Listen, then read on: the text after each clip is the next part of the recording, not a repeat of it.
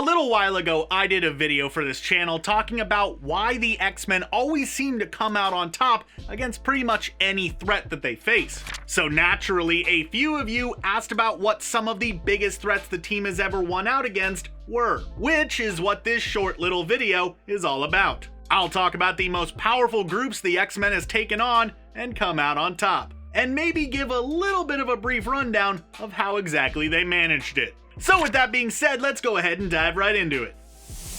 Okay, so this isn't technically a team per se, more of an entire race, but I'd argue the Brood still counts for the sake of this video. If you're not really aware of what the Brood is, which might just be the case for some of our audience who aren't exactly that well versed in the comics, they are an insectoid-like race of aliens who travel from planet to planet, swarming and infesting and doing all that kind of stuff. They're basically Marvel's equivalent of the xenomorphs from Alien, more or less. Kind of the same general idea.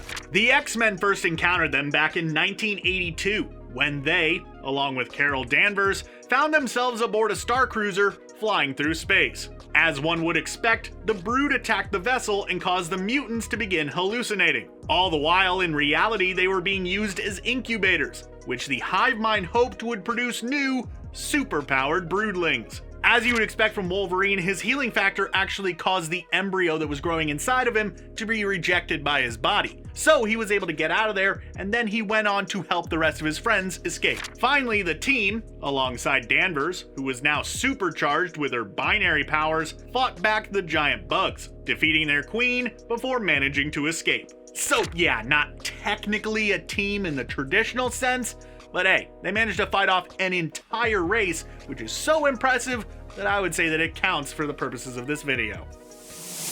I'm gonna go ahead and put these two teams together, because power level wise, they're pretty equal actually. Throughout the entire history of the X-Men comics, there have been a ton of evil mutant groups that they've had to tangle with. But it's pretty safe to say that none of them have given them as much trouble as the Hellfire Club and the Brotherhood of Evil Mutants.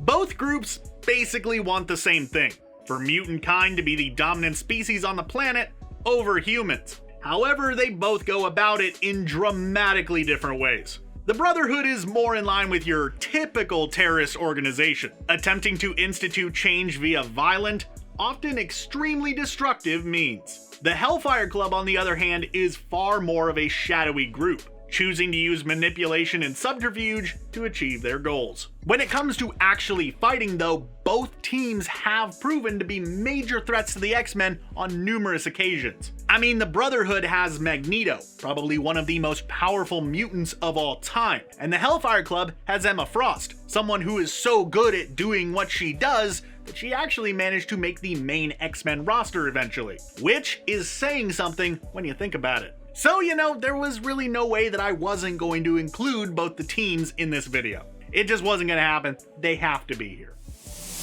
Now I ask you, who is mightier than Earth's mightiest heroes? The X-Men, apparently, since they managed to hold them off a few times pretty handedly. During the Avengers vs. X-Men comic series, the mutants faced off against the entire roster of the Avengers, including a few X-Men members such as Wolverine and Beast, and kept them from being able to take Hope Summers into custody, which the Avengers wanted to get to since they discovered that the Phoenix Force was returning to Earth, and intent on bonding with Summers, which the team felt would more than likely lead to the end of all life as we know it. The X-Men, however, thought that this was actually a good thing, as they theorized that Summers could use the Force to return the powers of all the mutants that lost them at the end of the House of M arc. The two teams wound up fighting against each other in a few smaller skirmishes here or there, all leading up to one massive throwdown on the moon as the Phoenix Force got closer and closer to Earth. Ultimately, the Avengers made a critical error with some experimental Stark tech that caused the Phoenix Force to split and then bond with 5 of the X-Men's roster, creating the Phoenix Five, which then proceeded to basically take control of the entire globe and achieve some semblance of world peace through sheer butt-kicking power.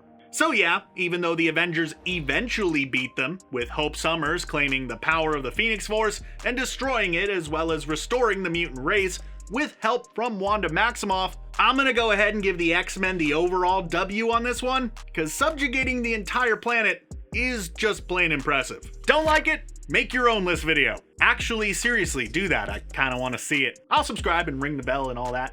If it's good, which it probably will be. You guys got this. Hey there everybody, I'm John Aljets. I made this video and now I want to know what you think. What teams throughout all of comics do you think that the X-Men could take on? Be sure to let me know your thoughts down in the comments below, or go ahead and shoot me a response over on Twitter. I'd love to hear from you. Thanks for watching, and be sure to subscribe to CBR for more great videos just like this in the future.